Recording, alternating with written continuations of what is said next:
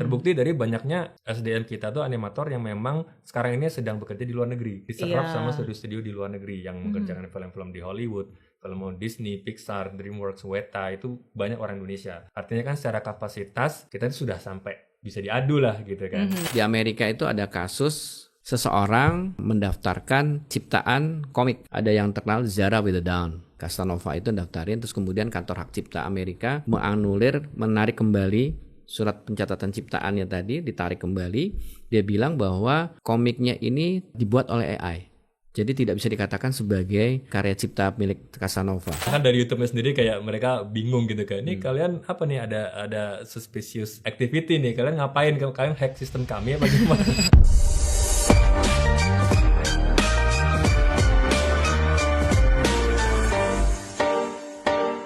Halo Sobat Pengayoman, kita berjumpa lagi di podcast WhatsApp Kementerian Hukum Republik Indonesia bareng saya Marcelina Tumundo. Kita sudah hadirkan ada 2 narasumber yang akan berbagi bersama di WhatsApp kali ini. Yang pertama saya sapa ada Mas Boni Wirasmono, CEO The Little Giants. Halo Mas Boni. Halo. Apa kabar Mas Boni? Alhamdulillah sehat. Alhamdulillah. Kemudian ada Pak Agung Damar Sasongko, Direktur Hak Cipta dan Desain Industri. Pak Agung, apa kabar? Baik Mbak, terima kasih. Mas Boni ini kan udah mulai di dunia animasi itu dari 2007 ya, Mas Betul. Boni udah kira-kira 2007. hampir 20 tahun. Mungkin bisa cerita Mas awalnya kenapa sih tertarik ke dunia animasi khususnya film atau series? Iya, mungkin awal sih dari mulai rasa penasaran ya, gitu kan. Dulu saya waktu SMP itu saya ingat saya nonton film Jurassic Park yang pertama kali. Oke. Itu kan pertama kali saya nonton tuh film gabungan antara live shoot dengan computer graphic imagery. Ya kan, animasi. Saya bertanya-tanya ini gimana caranya bisa gabungin 2 elemen yang di syuting di tempat yang terpisah gitu kan. Saya tanya orang tua juga, orang tua nggak tahu jawabannya kan. Oke. Saya coba cari-cari, kan dulu belum zaman googling YouTube segala macam ya. Jadi saya baca-baca aja. Dari rasa penasaran itu saya langsung pokoknya saya mau nanti kuliah atau mempelajari tentang animasi komputer, terutama di bidang animasi. Nah dari situlah saya mulai ngulik lagi, saya banyak cari referensi, belajar otodidak, beli buku, tanya-tanya sini. Dari situlah mulai saya timbul ketertarikan ya di dunia animasi. Oke. Nah, buat teman-teman mungkin yang familiar dengan film kartun Nusa, ya itu salah satu orang di baliknya itu adalah Mas Boni ini. Nah, Mas Boni mungkin bisa cerita juga nih film Nusa yang kemudian bisa tembus ke festival internasional, Mas, membuat bangga Indonesia tentunya.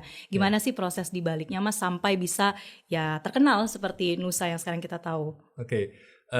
Jadi sebenarnya di perjalanan karir saya di animasi itu saya pernah mengerjakan beberapa proyek dari luar ya. Tapi itu sifatnya itu kayak kita servicing studio aja. Kita mengerjakan IP dari luar gitu. Walaupun ada beberapa kali kita pernah juga ngerjain IP sendiri, cuman saya bukan kreatornya. Saya memang bekerja di sebuah studio yang memproduksi IP gitu. Nah, dari situ sedikit banyak saya belajar lah bagaimana sih IP itu bekerja, bagaimana IP itu bisa dimonetisasi dan segala macam. Hingga akhirnya ketika ada kesempatan kembali ke Indonesia untuk develop studio Little Giant, studio kita sekarang ini, ide-ide itu mulai muncul lagi nih, karena kita beberapa kali udah pernah ngerjain servicing gitu ya, proyek-proyek service. Kita kepikiran kenapa nggak kita bikin sendiri lagi nih IP, karena secara human resource kita sudah bisa dibilang sangat-sangat mumpuni. Sangat-sangat bisalah diadu sama ya seniman-seniman atau animator di luar negeri.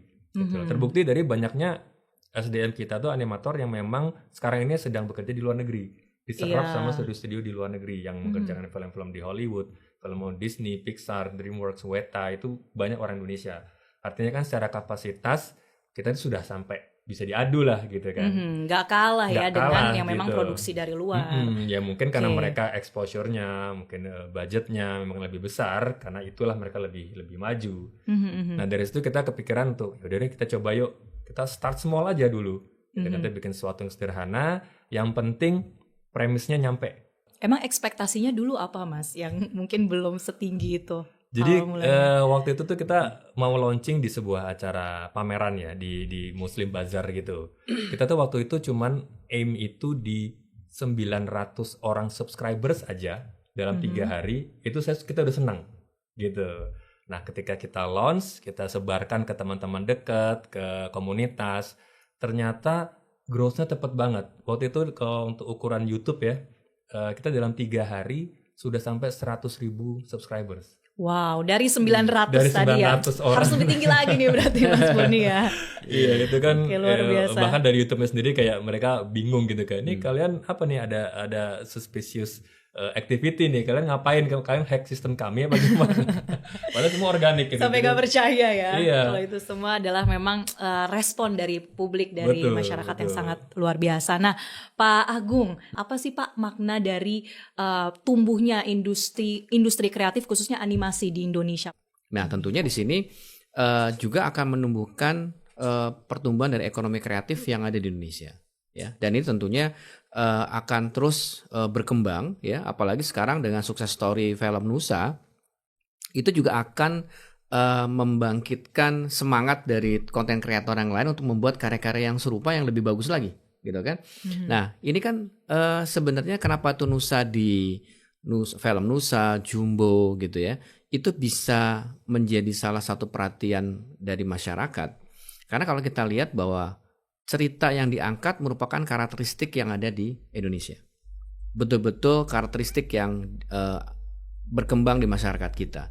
Dan kemudian juga ceritanya original, bukan remake dari sebuah karya dari luar negeri kemudian dibuat ulang gitu ya, tidak. Tapi betul-betul yang original memang itu ada di sekitar kita. Jadi masyarakat pun juga menikmati bahwa ini adalah karya yang memang memiliki kekuatan dengan masyarakat ya. Jadi betul-betul masyarakat pasti akan menikmati karya tersebut gitu ya. Dan memang sesuatu yang berkembang di masyarakat kemudian itu diangkat. Nah, ini juga menjadi salah satu yang menjadi daya tarik tersendiri. Nah, kalau kemudian bicara soal IP nih, Mas Boni yang juga mengurus begitu ya IP dari Nusa. Nah, ini bagaimana sebuah IP itu bisa dialihkan, Mas? Mungkin pernah ikut prosesnya itu, bagaimana suatu IP bisa dialihkan? Ya, betul.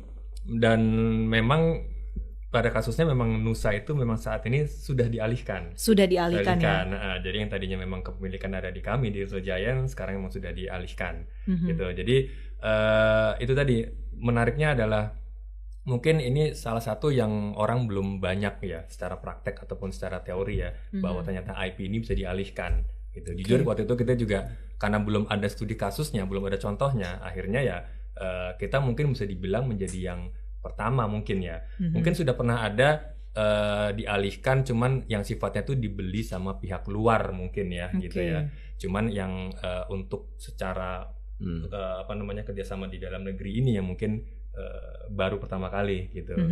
Jadi memang bisa Mbak, dan kita memang ikuti prosesnya dari awal. Semua kita pastikan bahwa proses transisinya ini berjalan lancar gitu.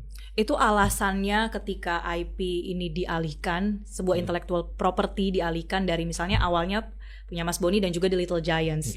Biasanya karena apa aja, Mas? Sebenarnya banyak faktor ya, banyak faktor.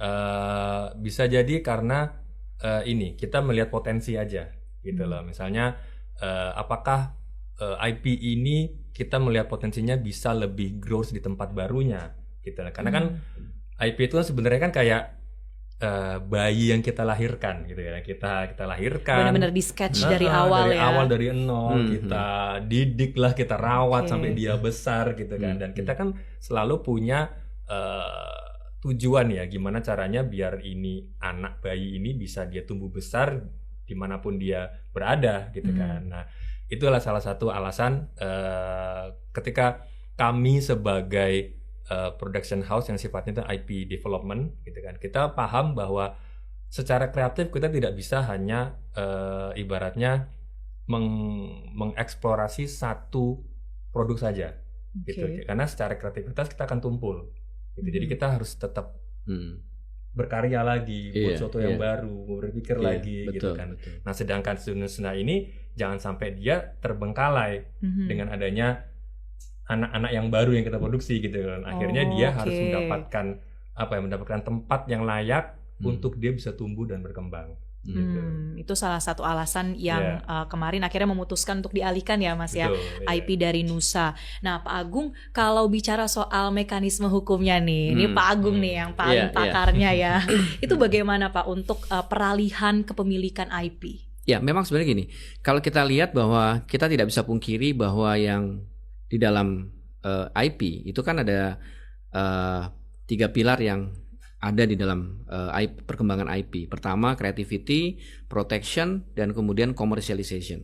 Ketika dikomersialkan, dia pasti membutuhkan pihak lain untuk mengkomersialkan. Tadi kan sudah dilakukan kreativitas dan sudah dilindungi karyanya. Dan kemudian ketika komersialisasi, dia akan berhubungan atau berinteraksi dengan pihak lain untuk dapat mengembangkan lebih besar lagi. Nah, itu dimungkinkan. Kalau di dalam karya cipta film animasi ini ketika dialihkan pada pihak lain, ini sebenarnya yang beralih adalah hak ekonominya, ya, hak untuk mengkomersialkan. Tapi moral right-nya atau hak moralnya tetap ada pada orang yang membuatnya, gitu. Jadi kalau dalam rezim hak cipta itu ketika ada pengalihan, yang beralih adalah hak ekonominya. Jadi tetap bahwa orang yang mengkomersialkan tadi tidak boleh menghilangkan nama penciptanya. Apalagi kalau mau dijual terus kemudian kontennya dirubah sama dia, harus seizin dengan seizin dari yang membuat. Kalau memang nanti dia akan melakukan pengeditan ya, mamanya dari tayangan sekian menit itu akan dipotong menjadi katakanlah 5 detik atau 10 detik, itu juga harus disampaikan kepada si penciptanya gitu ya. Nah, untuk kepentingan komersialisasi film ini dibikin atau dibuat menjadi berapa bagian. Nah, itu juga hasil itu perjanjian. Nah, itu boleh saja seperti itu. Nah, itu harus jelas di awal harus juga jelas ya Pak. Di atas. Dan juga harus jelas hitung-hitungannya itu gimana komersialisasinya. Kan ketika ini dikomersialkan, terus kemudian si penciptanya bagaimana pembagian imbalan atau royaltinya seperti apa itu harus diperhitungkan gitu kan. Ya, jadi ini harus jelas perjanjiannya. Jangan sampai nanti perjanjian di awal nilai budgetnya sekian ternyata begitu booming, wah income-nya jadi banyak, nggak sebanding nih. Nah itu juga sering terjadi konflik ya, sengketa antara pencipta yang dengan pemegang hak ekonominya gitu ya, sering terjadi seperti itu konflik. Nah ini juga perlu dihindari hal seperti itu. Mas Boni tadi cerita bahwa banyak kreator dari Indonesia yang mungkin bekerja sama dengan studio-studio besar, Marvel, Disney dan sebagainya. Nah itu bagaimana Pak, bahwa hak-hak mereka itu tetap bisa dijaga, dipenuhi sebagai kreatornya IP? Ya itu tadi kalau kita lihat ya, kalau kita bicara film, ini perlindungan hak ciptanya itu banyak ya. Jadi orang menyebutnya bahwa film itu disebut sebagai bundle of right. Ada sekumpulan hak di dalam sebuah karya film. Ya, pertama ada karakter, orang yang membuat karakter. Ya, terus kemudian soundtracknya, terus kemudian script writer, gitu ya.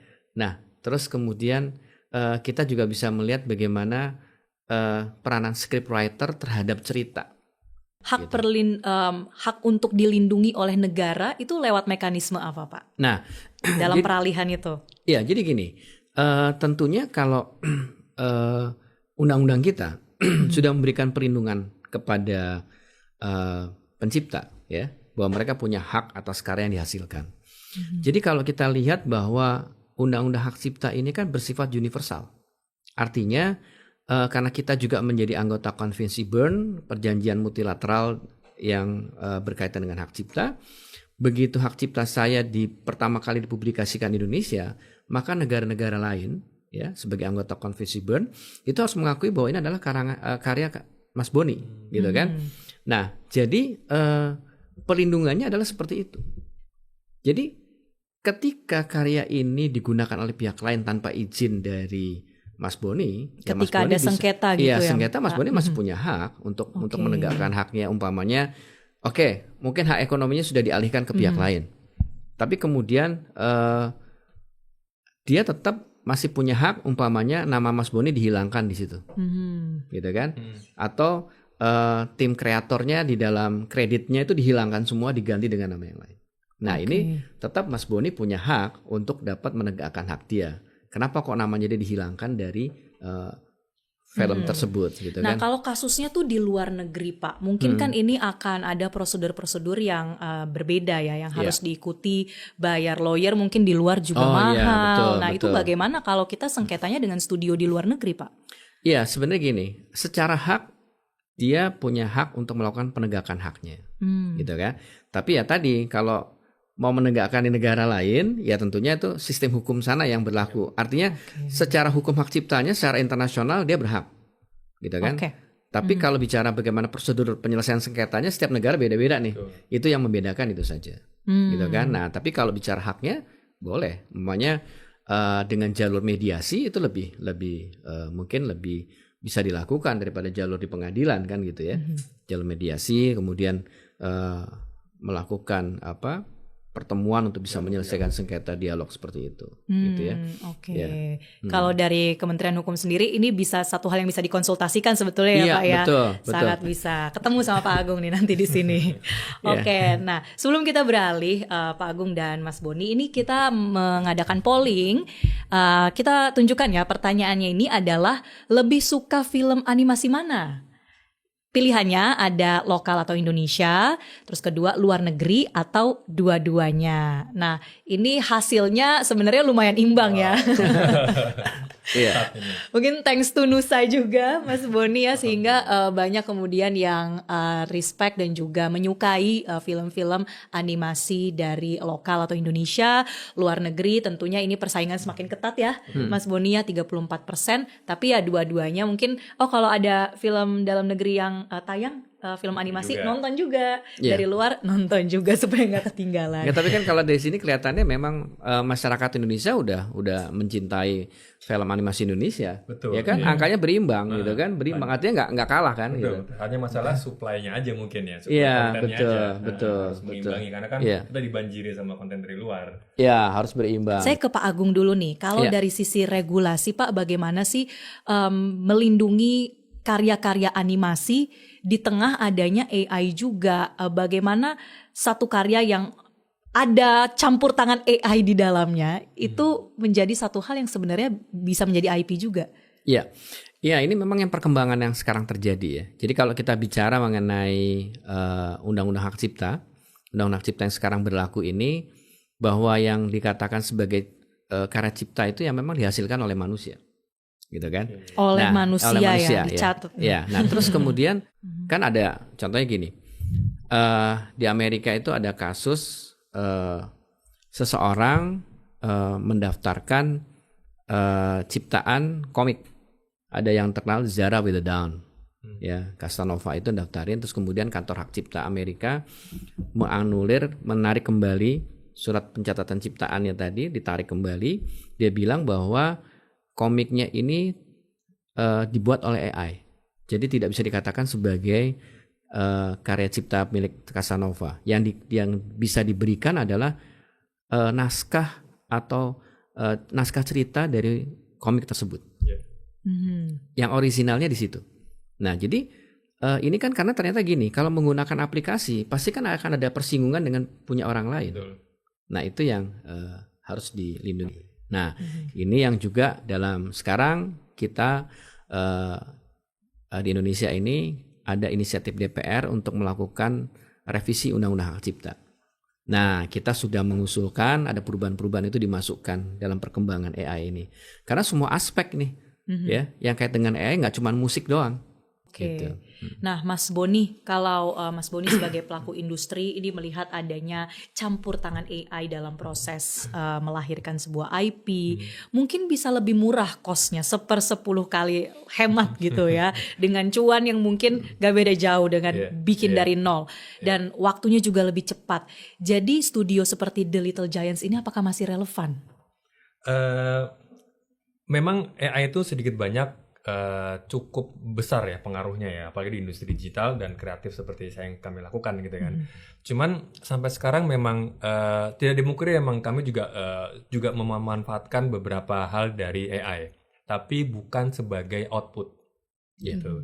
Kita memanfaatkan kayak misalnya kita mau cari data, kita mau riset data, misalnya tema topik apa yang lagi rame sekarang gitu. Itu kita bisa kadang-kadang memanfaatkan dari AI juga. Cuman kalau yang sifatnya itu pembuatan naskah, lalu pembuatan bentuk modelnya yang akan bisa menjadikan final outputnya, itu kita tetap lakukan manual secara normal gitu loh.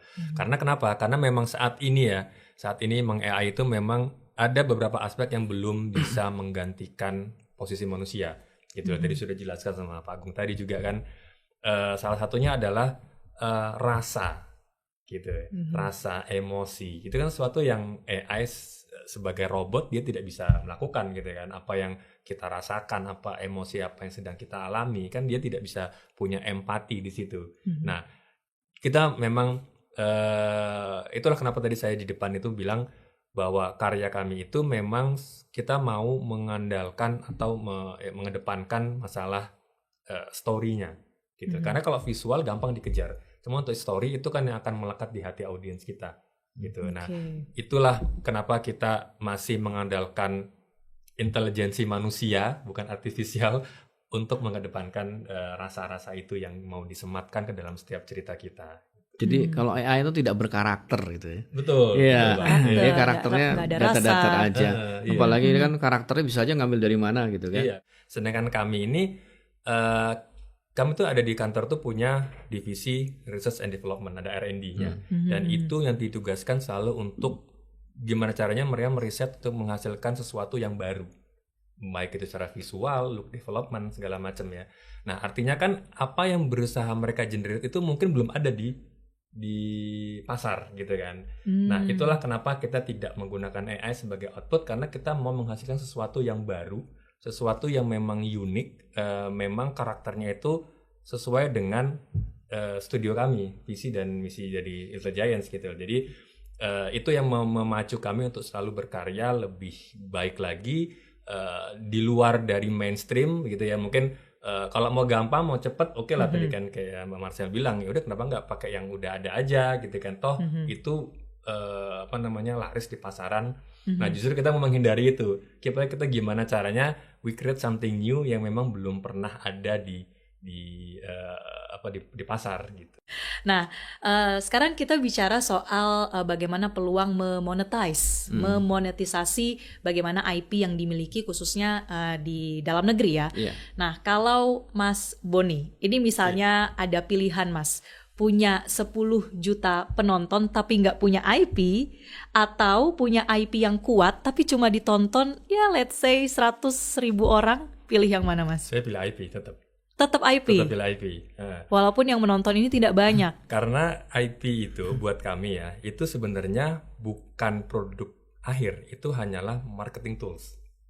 Konten yang dihasilkan dari IP, misalnya saya bikin film dari IP, itu dia yang ditonton sama orang, itu sebenarnya hanyalah marketing tools saja. Lebih banyak yang bisa kita generate secara monetisasi ya, melalui produk-produk turunannya, gitu ya, descendants-nya. Entah itu dari merchandising, atau kita buka dari sponsorship, licensing, mungkin dari experience-nya, gitu kan. Itu kan hal-hal yang sangat bisa dieksplorasi dari sebuah IP itu sendiri, gitu. Oke lah, di awal mungkin penontonnya sedikit, tapi kalau kita berkaca kepada strategi bisnisnya Disney ya, mereka kan pendapatan terbesar itu bukan dari filmnya, tapi dari Disneyland-nya. Ya kan, dimana dari gambar-gambar yang ada di tas. Bener. Orang kan kena, tapi filmnya mereka tuh hanya sebagai dorongan untuk orang mau datang ke Disneyland-nya, ke theme park-nya, ke experience-nya. Mereka mau ikut rides-nya gitu. Ya walaupun di sana nanti dia akan ketemu dengan karakter-karakternya, dengan maskotnya, belum lagi kita ngomongin merchandising-nya dijual gitu kan. Itu secara monetisasi itu jauh berkali-kali lipat daripada lebih berkelanjutan ya. Betul, akan lebih sustainable. Nah, gimana caranya bisa mendorong bagaimana kreator-kreator di Indonesia itu juga pola pikirnya ke arah sana, Mas Boni? Nah, ini yang berusaha kami juga di studio, di industri, berusaha untuk memberikan banyak edukasi juga sih ke teman-teman kreator ini, karena memang teman-teman ini idenya tuh luar biasa, kreatif sekali, banyak sekali ide-ide yang baru gitu kan. Apalagi yang masih muda itu dorongan untuk membuat karya itu sangat tinggi. Cuman itu tadi mereka nggak kepikiran gitu untuk mengenerate revenue dari IP-nya. Yang mereka pikirkan kayak saya orang kreatif, saya mau bikin sesuatu karya yang fantastis gitu. Tapi dia lupa sisi bisnisnya gitu kan.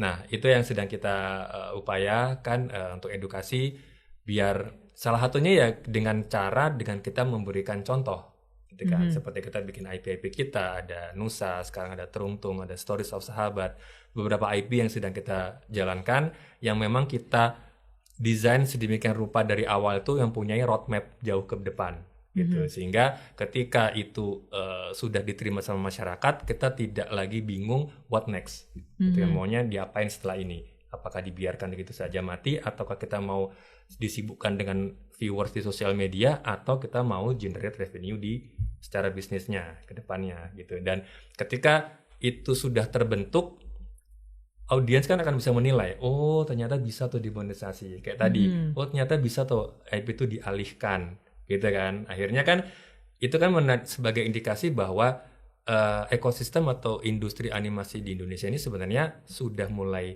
berkembang, sudah mulai stabil, sudah terjadi transaksi di situ, sudah ada IP-IP yang sudah bisa dimonetisasi gitu. Itu yang merangsang mereka untuk berpikir secara bisnis juga gitu. Oke. Peluangnya ada ke arah sana. Nah, kalau Pak Agung, bagaimana pemerintah ini memfasilitasi Pak adanya ruang-ruang untuk memonetize karya-karya animasi? Iya, jadi gini, tadi jelas bahwa kalau kita lihat dalam, tadi Mas Boni bilang ini memang betul, kita harus sadar dulu terhadap karya yang dihasilkan. Nah, jadi kita lihat bahwa filmnya sendiri atau sinematografi karya yang dihasilkan animasi ini kan juga perlindungan hak cipta gitu ya. Nah, kalau hak cipta ini kita bisa melihat bahwa perlindungannya otomatis ya sejak pertama kali diwujudkan atau dipublikasikan. Nah, tapi menjadi catatan penting adalah ketika perlindungan otomatis, maka dia juga harus bisa mendokumentasikan kapan ciptaan itu pertama kali diwujudkan. Artinya rekam jejaknya nih. Saya publish kapan, terus kemudian saya bisa memiliki data bahwa ini adalah punya saya. Nah, makanya itu rekam jejak menjadi penting. Nah, Undang-Undang Hak Cipta memberikan fasilitas kalau untuk sebagai bukti kepemilikan ada namanya pencatatan ciptaan. Nah, ini mekanisme seperti ini harus difahami gitu kan. Terus kemudian kedua, ketika dia bikin merchandise dari produk yang dihasilkan atau ada maskot yang menjadi simbol dari sebuah film tadi, ini juga perlu didaftarkan sebagai merek, sebagai branding. Atau kalau dia ada bikin bonekanya atau mungkin ada karakter yang dibuat seperti karakter yang bisa diperdagangkan gitu ya, itu masuk ke dalam desain industri produknya. Nah, kita juga memberikan kemudahan dengan pendaftaran secara online. Semua secara simpel bisa online dilakukan gitu ya. Kemudian yang kedua juga kita dalam menumbuhkan ekosistem ini beberapa waktu yang lalu dalam IP Expo kita memberikan bantuan KUR ya. Ini sebagai apa? KI sebagai objek untuk mendapatkan jaminan ada pinjaman gitu ya. Nah, ini untuk memberikan modal kepada pemilik KI untuk mengembangkan bisnisnya. Nah, sekarang kita juga sedang memperkuat aturannya untuk KUR ini ya, yang sehingga sedang diharmonisasikan supaya lebih semakin meningkat lagi mereka dapat dibiayai. Kan kekayaan intelektual ini dapat dijadikan jaminan untuk mendapatkan pembiayaan. Ini juga sebenarnya dalam IP Expo sudah ada beberapa UMKM yang dibiayai untuk pengembangan usahanya dari IP-nya tadi. Nah, ketentuan ini sedang diharmonisasi, tidak akan lama lagi akan memperkuat sistem tadi itu untuk monetisasi, untuk memperkuat ekosistem di dalam pertumbuhan kekayaan intelektual. Ya, sebelum dimonetize tadi ya Pak Agung menyebutkan ini hak ciptanya perlu kemudian dipastikan. Iya, betul. Nah, mekanismenya seperti apa Pak pencatatan hak cipta dari sebuah IP? Iya, jadi gini, kalau tentunya pertama harus difahami dulu siapa sih yang dikatakan sebagai pencipta, pemegang hak ciptanya siapa gitu ya. Kalau sekarang pengajuannya juga mudah, bikin akun, kemudian setelah itu kita bisa akses, setelah punya akun kita bisa mengakses ke aplikasinya dan kita masuk data permohonannya, hanya 10 menit sudah bisa ada surat pencatatan cipta. Simpel sekali. Cost-nya berapa Pak? 200.000. 200.000, oke. Itu berlaku untuk IP atau apapun Pak? Itu untuk hak cipta. Hak cipta ya? Kalau merek berbeda lagi. Kalau umpamanya tadi merchandise-nya mau dibuatkan mereknya gitu, karena pasti kan perdagangan itu diperdagangkan, itu masuk ke merek dagang. Nah merek dagang ini juga bisa diakses secara online. Permohonannya kita bikin akun, kemudian bisa masukkan permohonan. Kalau untuk UMKM itu hanya 500.000, gitu kan? Ya, terus kemudian untuk yang bukan UMKM itu 1.800.000 kayak gitu. Karena semua bisa diakses dan pembayarannya pun juga bisa secara online. Gitu. Sudah online ya sekarang sistemnya ya. Nah, jadi lebih mudah mendekatkan kepada publik yang membutuhkan pencatatan hak cipta. Nah, selain pertanyaan dari saya, ini juga ada pertanyaan dari netizen. Kita tampilkan ya. Yang pertama ini dari Sony_Kompi. Saya penasaran dengan sumber inspirasi karakter di Nusa. Berarti buat Mas Boni nih. Lebih terinspirasi animasi lokal atau luar negeri atau dua-duanya, Mas? Menarik pertanyaannya. Saya mungkin bisa bilang ini dua-duanya. Kenapa kedua-duanya? Sebagai cerita gitu ya, itu pasti saya mengambil inspirasi dari dalam negeri. Karena kan audiens saya nanti kita sudah tentukan kan target audiensnya siapa, dan itu adalah pasar Indonesia, pasar lokal. Jadi kita pastikan cerita-ceritanya itu adalah cerita yang relate dengan masyarakat Indonesia, terutama anak-anak gitu kan. Kita kan udah sesuaikan targetnya tuh. Nah, adapun untuk seperti visualnya gitu kan, look development-nya itu memang kita mengumpulkan banyak referensi, memang salah satunya dari luar negeri juga gitu kan. Karena memang mau nggak mau untuk eye candy ya, untuk memanjakan mata itu memang saat ini emang di luar negeri itu masih bisa sangat diandalkan gitu untuk referensi. Jadi kita tetap ngambil referensi dari luar, cuman kita kombinasikan dengan cerita-cerita di dalam negeri yang sifatnya relate dengan anak-anak sekolah sekarang gitu. Jadi dua-duanya ya saling melengkapi, menguatkan. Nah, pertanyaan yang kedua dari Ikam DYNR. Kalau ada kolaborasi animasi Indonesia sama studio luar negeri, TLG ini lebih pengen gabung sama siapa? The Little Giants ya. Saya pikir tolong. Mas Boni mau gabungnya sama siapa nih? Sama Jepang, Korea, Hollywood, atau mungkin negara tetangga? Wah, ini berat ini pertanyaannya. Kalau bisa sama semuanya ya Mas. Iya, karena mereka tuh mempunyai karakteristik yang berbeda-beda gitu kan. Hollywood oke lah, karena mereka sebagai trendsetter ya. Pertama kali kan animasi yang keluar dari Hollywood itu memang menjadi kiblat kita ya. Mungkin dari beberapa kreator di Indonesia memang. Cuman Jepang pun tidak kalah menarik karena mereka punya keunikan sendiri dengan animenya gitu kan. Mereka sangat kental dengan pride-nya itu tinggi mereka itu. Adapun Korea ini walaupun mereka pemain baru, dia juga tidak bisa dikesampingkan, tetap diperhitungkan. Jadi kalau kolaborasi kepinginnya, jadi gini, intinya tuh kita pengen tuh exposure-nya semakin luas gitu. Jadi siapapun dengan kita, kolaborator kita itu kita pengen impact ya, karena kan kita punya message yang mau disampaikan kan melalui IP ini kan. Gimana caranya message itu bisa tersebar ke sebanyak mungkin orang yang bisa menikmatinya gitu sih.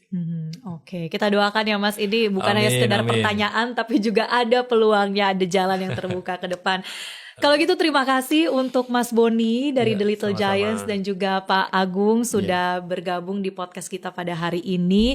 Nah teman-teman, tentunya dari obrolan ini kita jadi banyak dapat informasi ya, terutama buat kalian para animator, kreator atau yang tertarik untuk masuk dalam industri ini. Ada peluang monetisasinya dan jangan lupa untuk mendaftarkan hak ciptanya.